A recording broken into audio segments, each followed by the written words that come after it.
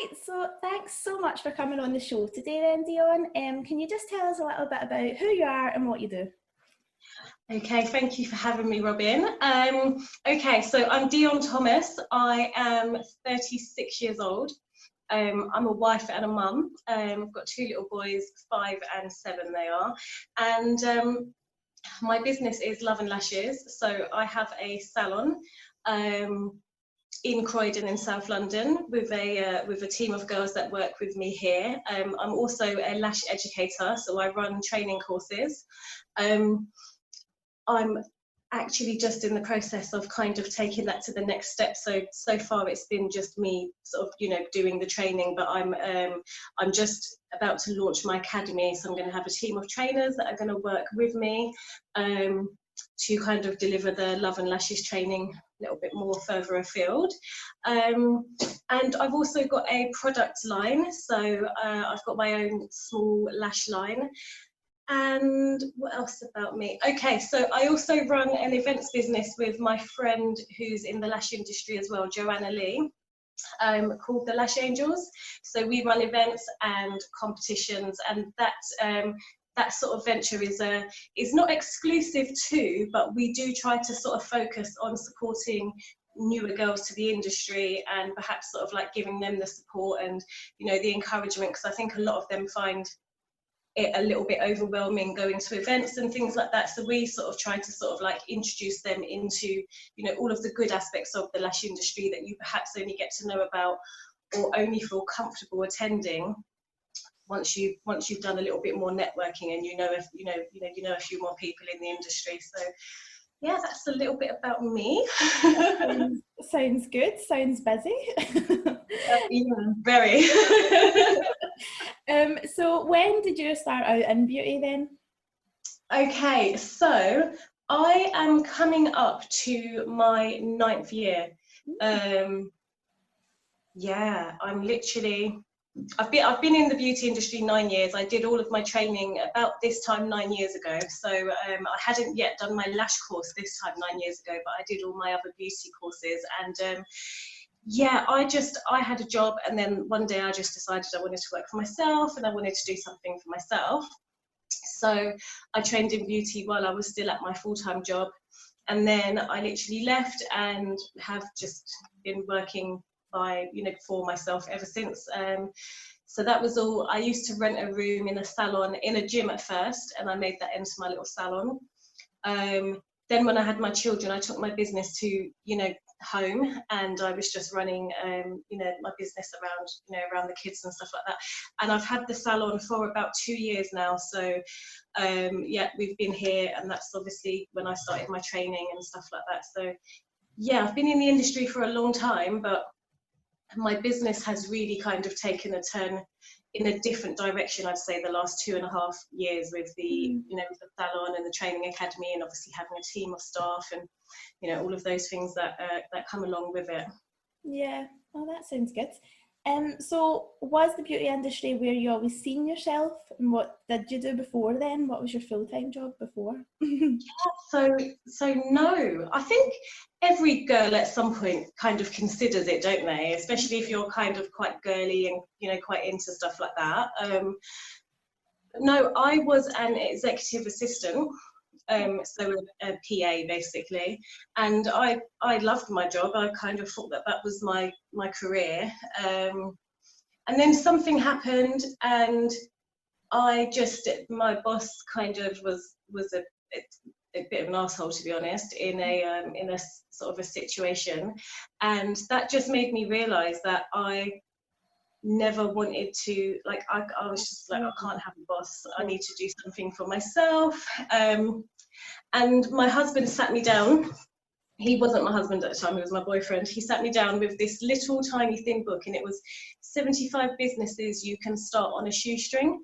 And bless him, he sat me down, he said, look, just find something you can do for yourself, I will help you, I will support you. And he did. I've got no sort of shame in saying that he was a massive support in helping me with my training and stuff like that. So I went through the book, and I was just flipping through, and I saw beauty therapist as one of the options, and I thought, yeah, I could do that. I'd worked on a cruise ship before in a spa, and and I'd always loved beauty and, you know, treatments and stuff like that. So I kind of felt like that's something that I could do, and that was it. I got trained up with a private company, and like I say, I started off doing all treatments. I just had a real love for lashes and massage. Like, they're so different, but yeah, they were always my two favourites. So they were the sort of things I sort of focused on the most. And then obviously when I sort of took the business to my house and was doing it around my children, it just became easier to sort of drop off quite a lot of the other treatments and just sort of focus, you know, on lashes. And obviously that's where my client base was kind of growing. So yeah, that's kind of how it all sort of happened. Good. So you do, as you were saying earlier, you have your product line and your training now, and obviously you're saying that you're going to go into your academy, but was that always what you wanted? Like, did you always think branching out from being, like, you know, the technician to then being that, or is that just came? No, I did not. It's really weird because now I'm so ambitious, but when I look back, I was definitely a floater, and I think that the ambition and the drive has simply come from just finding something that I just absolutely love. Because I can't lie, like, when I never thought that I'd have my own business. You know, you think about it in your head, but I never thought, like everyone does, I never thought it would be a reality. And no, I had no kind of plans or intentions of going into teaching. I had no plans or intentions of opening up a salon. It was all really organic. So I was doing lashes from home. I was always fully booked. I was busy, I was popular. And my clients kept on saying to me, you know, you really need to get, like, you know, some apprentices and train them up. And I'm like, where would we all fit in this house? You know, that's also got a family. And we at the time ran another business from our house as well. So I was like, there's no way that, you know, that could be an option. And then also I had quite a lot of lash artists who were clients, and they kept on saying to me, oh, you know, I really, you know, can you train me? Can you help me? Can you, like, mentor me? And then I had clients who had no experience who wanted to get into it, and they were like, can you train me? And I always used to refer them to the lady who trained me in volume, Vicky Rugg. I don't know if you've heard of her. She's amazing. So yeah, I probably sent about 6 to 8 students in Vicky's direction, and of course I would only send them to the best. And then yeah, it just kind of started to sort of feel like that is something. It just felt right. Do you know what I mean? Like, that did feel like the next right natural step. And the way it kind of worked out was kind of perfect, because I've been sort of saving a bit of money from, you know, my profits and stuff like that. And then when I decided to start looking for a space, I initially was looking for a room, and this salon that I'm in now, it used to be a nail shop. And I was talking to the lady about seeing if I could rent this room that I'm in now, which is the beauty room, if I could rent this room from her. And we had a lot of back and forth, and basically she ended up kind of stabbing me in the back. She was really useless with social media, bless her, and so I was giving her lots of advice about social media and things that she can do to grow her business. And she, instead of having me come in and rent the room, she ended up, through kind of talking to me and kind of understanding how successful my little lash business was at home, she ended up employing a lash artist to work here and do lashes for her instead, because obviously she thought that, you know, would be a better way to make money. It didn't work out. She ended up employing someone that was only trained to do clusters and not proper lashes. And then within a couple of months they closed down. I had been actively looking for other premises by that point, and by that point I kind of was like, do you know what, I don't want a room, I want a whole shop, I'm ready. And then it just so happened that obviously they were giving this place up, and so I kind of just swooped in and took the place off with them. And it was what they wanted for the lease was literally the exact amount of money that I had saved. So yeah, I kind of feel like everything happens for a reason, and everything falls into place when you kind of are, you know, at the right place to accept it. And yeah, I feel very blessed really when I think about how it's all kind of, you know, fallen into place. So yeah. Oh, that's so good. I love that. So for anybody then that's maybe working themselves at the moment, what would your best advice be if they want to branch out? Okay, so I would say one of the biggest things that I have struggled with, and I'm going to be honest and say that I still struggle with to this day with my business, is how much stuff there is to do all of the time. And I am not the best. I'm definitely getting better. I'm moving in the right direction, but I've never been the best at finishing things before I move on to something else. And so I'm always behind on things. I always have 1,001 things that I need to do, and I'm so busy doing the next thing. I'm definitely a creative person and I've got a lot of ideas, so I'm always thinking about the next thing. But I think if you, before you're ready to branch out, if you can just take a moment to put systems in place and really, really plan your business out, it's just really going to help you. Like, you're definitely going to feel like you've immediately kind of entered onto, like, I kind of felt like I'd gone from just working at home, it was all really casual, I had my clients, I only had me to think about, it was all very relaxed at my own leisure, and then I felt like I was on the hamster wheel and I was just constantly going and going and going, and there were just so many things to deal with and do all of the time. And so yeah, if I had spent a little bit more time at the beginning planning out what I wanted my business to look like, putting policies in place, that definitely would have helped. With that being said, you're never going to know what it's like until you're in it, and there is only so much planning you can do. And I do think the fact that I am just a spontaneous person, where when I say I'm going to do something and I just do it, I do think that does help, but a little bit of like planning and foresight goes goes a long way. Yeah. So you maybe kind of touched on that there, but the next question was, so younger Dionne, when you were growing up, were you kind of business minded? Did you see that growing up, like mum or dad's? Like, were you kind of around that? No. No, bless my family, I love them, but no. No, my mum is just the most amazing woman ever. She's always worked in the civil service, so she's worked in the civil service ever since. So I've got a sister who's a lot younger than me. She's 12 years younger than me. So if I'm 36, she's 24. So my mum's worked in the civil service ever since after she had my sister. Yeah. So she's very much like stable, you know, go to work kind of. That's always been, you know, what she's been around. My stepdad as well has always been always, you know, definitely hardworking. Yeah. He's a musician, and he's also just kind of retired from like he was like in the care industry as a carer. So yeah, definitely been around, you know, hardworking people, but never really been around people that have like had their own businesses and kind of had that sort of drive and ambition. And like I say, I didn't have it either. I wish I had all of this earlier.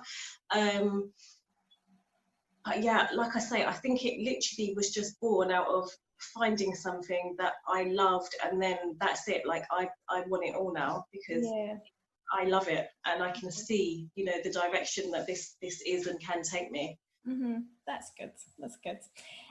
So again, over the last week, you brought the lash world, lash industry together for the Black Lives Matter movement, the collage.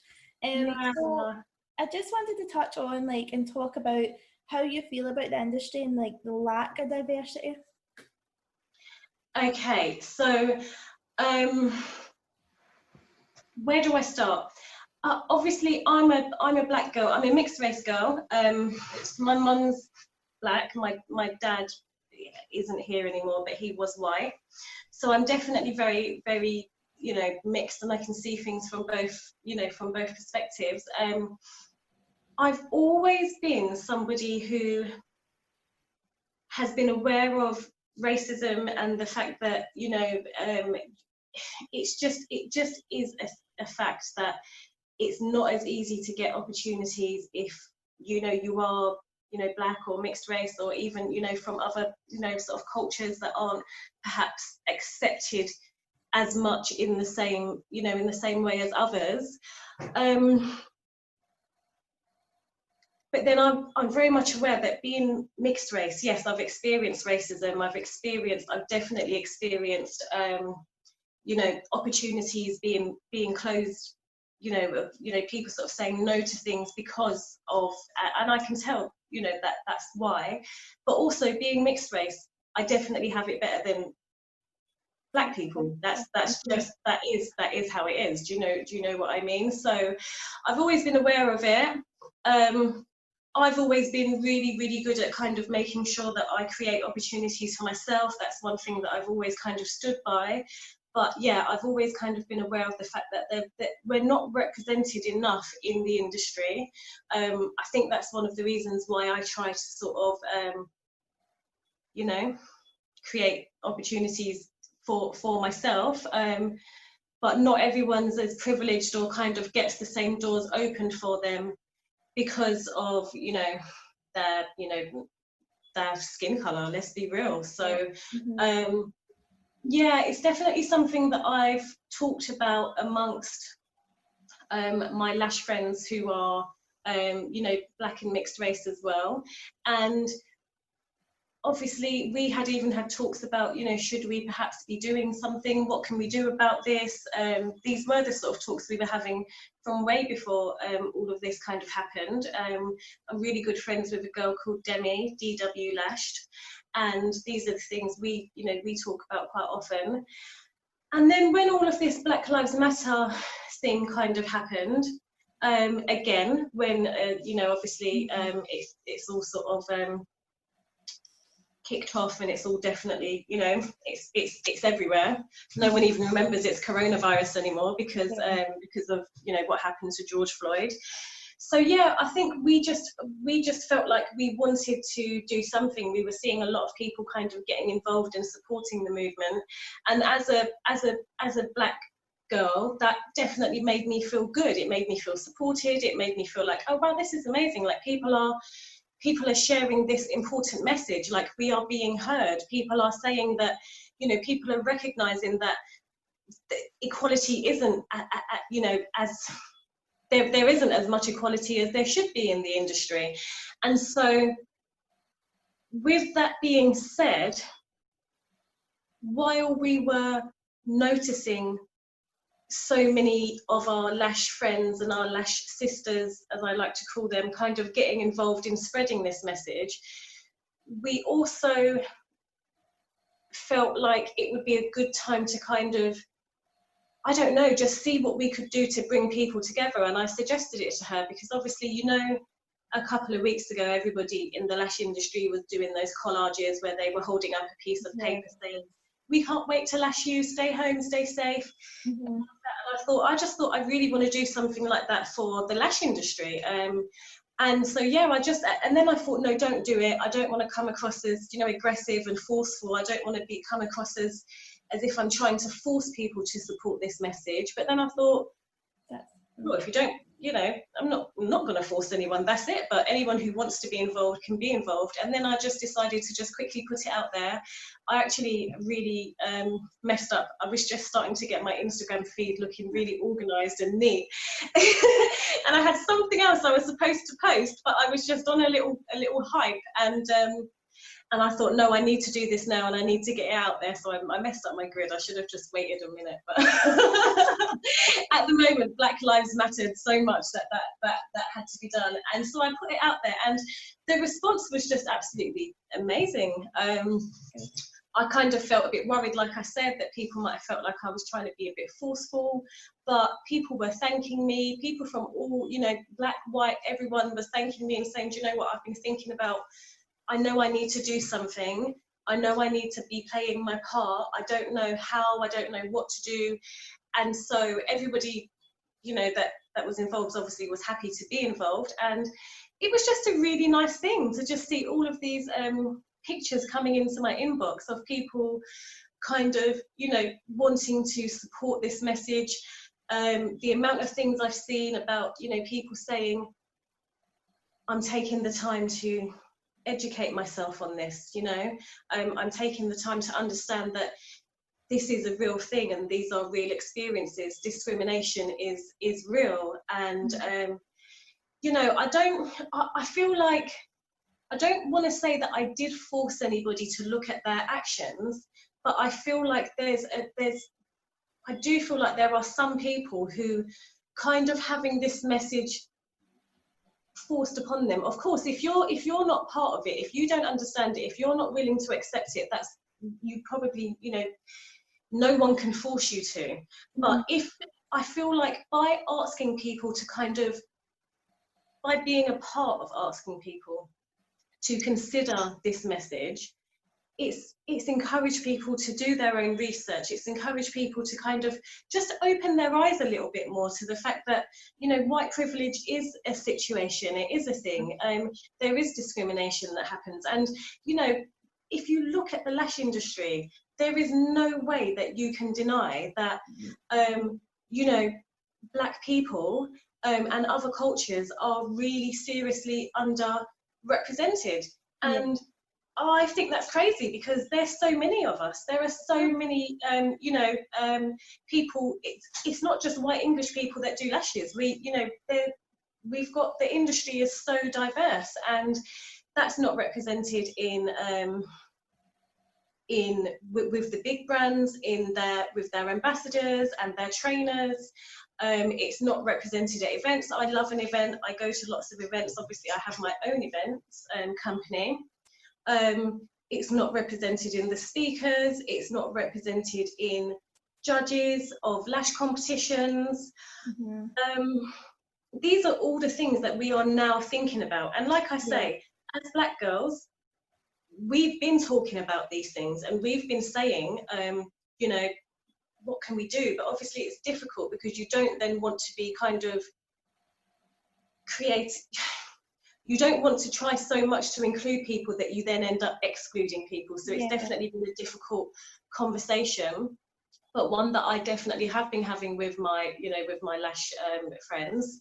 And so, yeah, it's all coming to light now. And I really feel like, not just me at all, but lots of people are kind of really trying to share this message. And you know, and I do feel hopeful that this is going to change a lot in the industry in terms of, just making sure that, like, you know, it's represented fairly. Yeah, definitely. I think to touch on, because I think there's a lot of people out there maybe think it's an American issue as well, not UK. And I think there's a lot of people that maybe deny privileges for white people, but I resonated so much with a quote, and it was, it's a privilege to learn about racism rather than to receive racism. And I was like, yeah, like, how can anybody deny that? Yeah, 100%. And I think How because lovely we is are it? all learning now, like, I think it's good. I feel like it is getting brought to attention about the industry, like even down to, like you're saying, like competition judges, you don't see a representation evenly at all, I don't feel. No, you don't. And like I say, I don't think anybody has been intentionally excluding people. I will say this, I said it to someone else yesterday that I was talking to, and I don't think that this is a racist comment at all, but I do think that you are naturally attracted to people that look like you. You are naturally attracted to people that come from where you are from. And so that's probably got a lot to do with why things have ended up the way that they are. But I mean, it's definitely time that people start thinking about, you know, including you know, people from, you know, from all races and, you know, from all cultures in their events. Because I mean, the thing is, you're missing out by not doing that, because I know for a fact there are a lot of black girls that don't attend, you know, these events, and don't, you know, think about entering these competitions, because there's nothing in them that resonates with that. That's just something that you know, they do. You know, not saying that they don't go to the, you know, events and stuff like that, but I guarantee you, if there were more black speakers at events, more black girls would show up, because that's someone they want to hear what that person has to say. I bet they can relate to that person. Do you know what I mean? I think there's been a lot of talk about, I'm going to try and word this carefully, there's been a lot of talk in the industry, a lot of talk from a lot of people about, I don't see colour, I don't see colour. And even though people are saying that to try and show that they support and they're not racist, I feel like that's almost just as ignorant as being racist, because I'm black. My culture is different. Yeah. Do you see what I mean? It's not a case of not a case of not seeing that. Like, we want to be seen. We want to be recognised for who we are. We're not trying to be like you. We're trying to mix with you, but we are who we are. We come from different places. We have different things to offer. How about get to know what we have to offer? Do you see what I mean? And so, yeah, I think when things start to really sort of move in that direction, we'll really start to see, you know, a big change in the industry, really. Yeah, definitely. Another thing that I have noticed this week is I've listened to a few girls who's like expressed that they don't feel like they can show their face on the profiles, as in like from a customer point of view, and I just felt that that's just so sad, like to be in that situation, you know, like being someone of colour, they feel that they can't show themselves like in their profile and stuff, you know, on their lash pages. Yeah, that is actually really heartbreaking. Actually, I recognise my privilege as a mixed race girl, and that's something that I've never even considered. But that actually makes me feel really sad that that's like they have to hide the fact that they're black to ensure, you know, to be careful about who they're attracting client wise and stuff like that. That's really deep, actually. I know. That's why I was like, it needs to be talked about, though. I love the conversations that's been happening now. Like 100%. Even down to, I'll tell you how I can relate to that a little bit. So you can see behind me my logo. She's I love my logo. She's called Lash Equal, because she's got the biggest, best lashes ever, and obviously she's a lash logo. And yeah, so she's called Lash Equal. And when I was having her designed, I kind of had a bit of a struggle. I wanted to give her brown skin. Well, when it came to the skin, I didn't really think about it at first, but then when it was getting designed, I was like, oh my God, what colour skin should she have? And I would say my client base was pretty much 50-50, you know, 50% white, 50% other cultures. But looking back, I actually really struggled with, oh my God, if I make my logo brown, will white people think that I'm excluding them? Do you know what I mean? Like, is it okay for me to have, so I changed my logo when I went from being at home, I was Lashes by Dionne then, and then when I got the salon, it became Love and Lashes.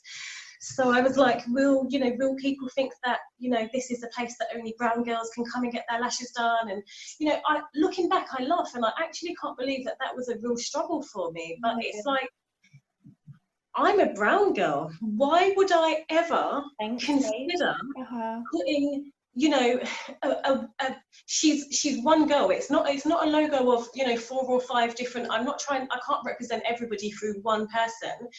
But why wouldn't I represent myself? Why did I even feel uncomfortable having to think about the fact that will that upset white people? Yeah. If I have a brown girl as my logo, I bet you or any other girl who is you're Scottish. I'm assuming you're. Would you identify yourself as a white girl? Yeah. Yeah. So if you were having a logo that was kind of like a cartoony character like mine, you probably wouldn't even think about it. It would just be a white girl. Do you know what I mean? You'd probably consider what colour hair she's going to have and all of those sorts of things, but skin colour wouldn't be something that you would have to consider. And yeah, that was a real thing for me, because I felt like, you know, is it okay to, you know, actually be black? Is it okay to represent myself, you know, through the logo? Looking back, I actually can't believe that was an issue, because she's fantastic. I love her. Yeah, she's just lovely. She's so cute. And I had no intentions of her being me, but when I did the logo, everyone was like, "It's you," and I was like, "Oh, thank you. She's so pretty. I'll take that." But yeah, like it is crazy how you do kind of have to think about these things as a person of color, whereas yeah, someone else might not necessarily have to even think about things like that. Yeah, definitely. So positive mindset. Do you believe in a positive mindset, and do you think that helps with your success in these situations? Oh, yeah, definitely. So this morning, I'm listening to a really, really good audiobook at the moment. I love an audiobook. I love a positivity book. I'm all about that. I'm listening to one a little bit different at the moment. It's Kevin Hart's audiobook.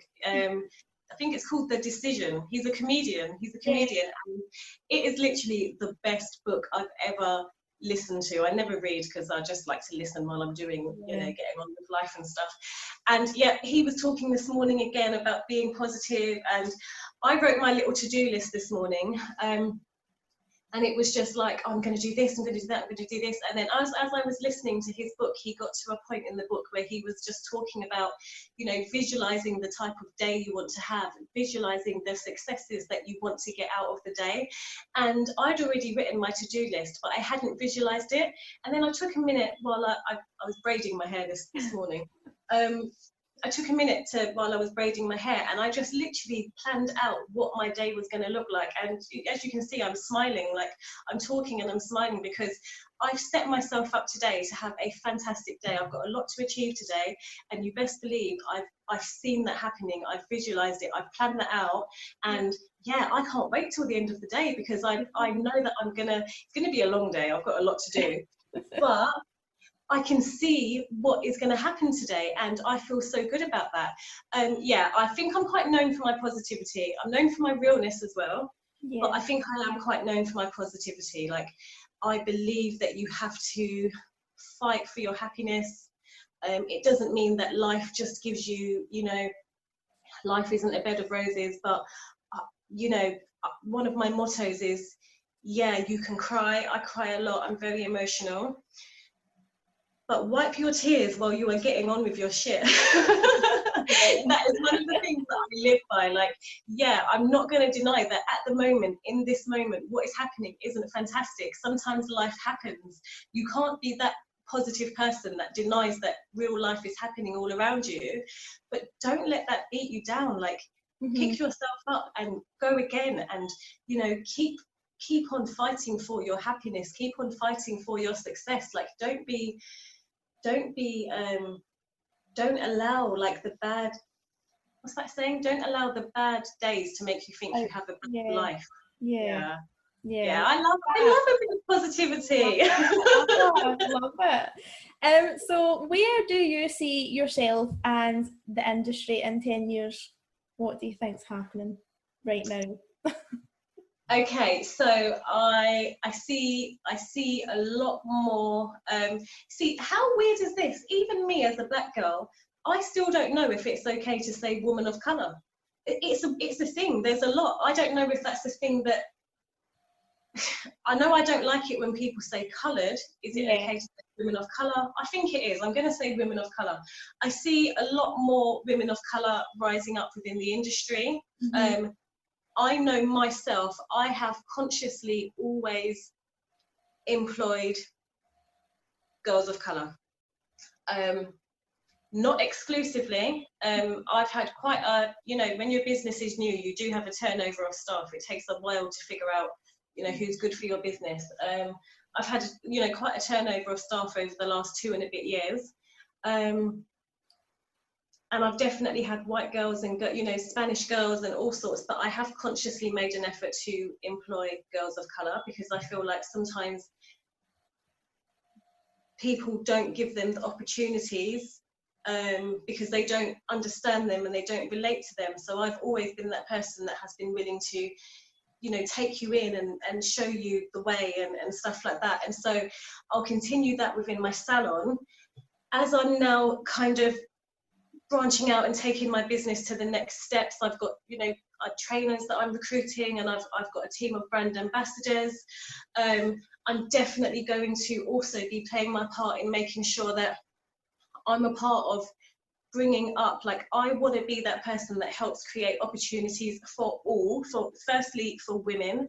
That's my thing. Like, I'm a big believer in supporting women, but definitely in supporting Black women to rise within this industry. So I see that happening. I think a lot of the big brands will be getting involved and doing their part in that as well, and I definitely want to be doing my part in making sure that that's what happens.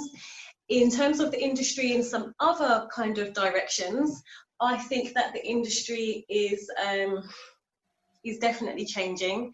I think there was a time when you would be frowned upon if you used, you know, pre-made fans, and if you used, you know, quick fanning lashes, easy fanning lashes, things like that. It's really, it's definitely changing with the industry kind of becoming younger and younger.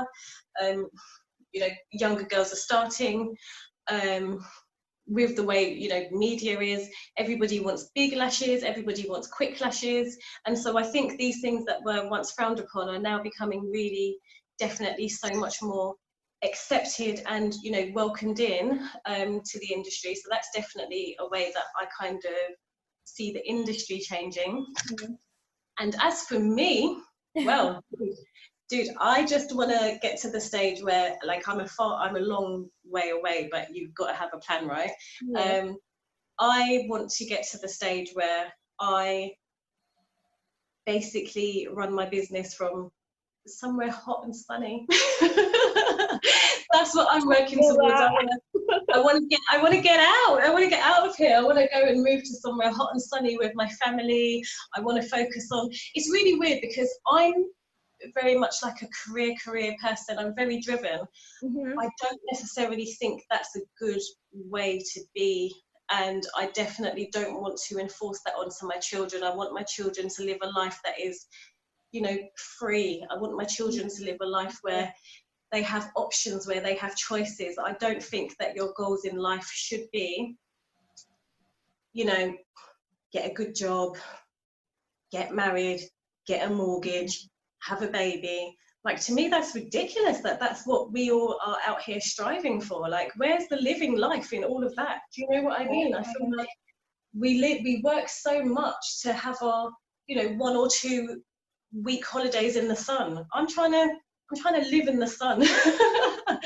I'm trying to create that for myself and for my family, so that my children can, you know, play on the beach and, you know, have space to run around, and, you know, also set myself up so I can be in a position to support them with whatever they want. If they want to start a business, they can come to us and they can say, Mummy, you know, Mum, they won't be calling me Mummy by then, unfortunately.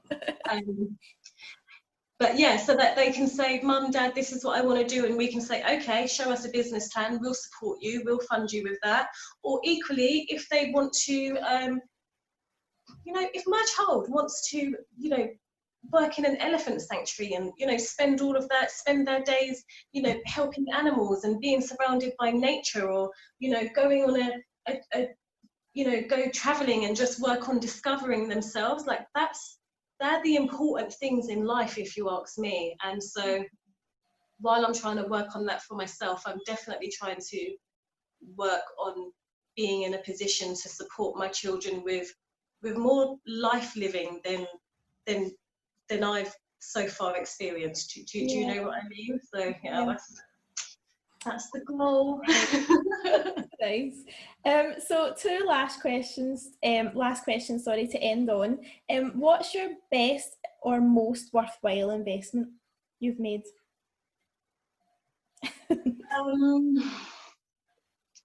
Ooh. Oh, well, I would say this salon. Yeah.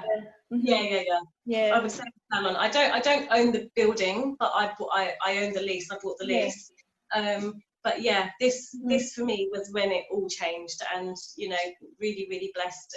Like I said earlier, the way it all fell into place, and the way I had that exact amount of money, and yeah, like it feels like I've gone right back to square one. I feel like I've only just started in business, because this level of business is very different, but I see so much potential here. I absolutely love this space. This space has given me the opportunity to be creative and express myself, and you know, grow my business. And so yeah, this little Love and Lashes salon, it's love it. And in the last 5 years then, what's a new habit or belief that you think's improved your life? In the last 5 years, did you say? Yeah. Okay, so I would probably say learning to be kinder to myself. I've had a lot of self-hate in the past, and I mean, why would you do that to yourself? You're stuck with yourself forever, eh? Like, why not just love yourself? Like, I think I'm so cool now. I'm probably saying to my kids, you just don't even know how lucky you are to have such a cool mum, and they're like, but yeah, I've had to work on loving myself. That hasn't been a thing. Like, I wasn't just born with that. I've really not liked myself in the past, and so learning to love myself and accept myself has definitely been the best thing that I could have done for myself, because now I'm just giving myself I'm giving myself the permission to live my life the way I want. I'm giving myself the permission to do whatever I want. I'm giving myself the permission to not care about what other people think of me, and just do what I think is the right thing for me. I've definitely internalized.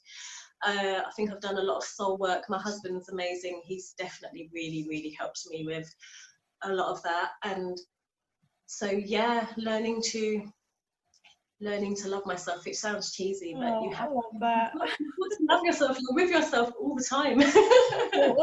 Totally. Oh, that's so good. So for anyone listening, where can they find you on social media then, if they want to get in touch for training or anything? Okay, so my main page at the moment is, so I've got a few, but my main page is Love and Lashes _training and biz. So that's BIZ. So that's where you'll find me talking about, you know, my products and my training, and you know, obviously the academy and stuff like that. I've also got at Love and Lashes Lash Bar, which is that's the salon. That used to be my only business page, so that's my biggest page. The business one is new, so I'm sort of trying to grow that one and use that platform more. And yeah, I think across both Instagrams, you'll definitely get a feel for me and the salon, and you know what you're going to expect when you come, in terms of training and in terms of coming for your lashes. I definitely had the intention of keeping the business page a little bit more kind of conservative and a little bit more reserved, but I mean, I am who I am, so my personality is definitely kind of across both pages equally, I would say. So yeah, and the same on Instagram, the same on Instagram and Facebook. Love and Lashes _training and biz, and Love and Lashes Lash Bar. Perfect. Well, thanks so much for giving your time again today, Dionne. It was so nice to speak to you. Thank you for having me, Robin. I've really enjoyed this. I appreciate you asking me to come on. Thank you.